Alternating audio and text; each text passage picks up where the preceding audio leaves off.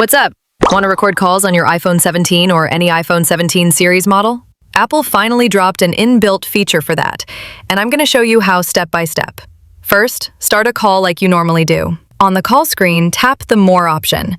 From the pop-up, hit Call Recording.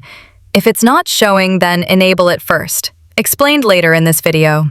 As you start call recording during phone call, you'll see a message saying, "This call will be recorded." Both you and the person on the other end will hear an audio prompt. Apple does this for privacy reasons. When you're done, just tap the stop button. Boom. The recording saves straight to the Notes app by default. You'll also get a quick on-screen alert that says, "Your call is saved." If you don't see the call recording option, you gotta turn it on. Open the Settings app, scroll down to Apps, then tap Phone. Scroll again, find Call Recording, and flip that toggle on. That's it.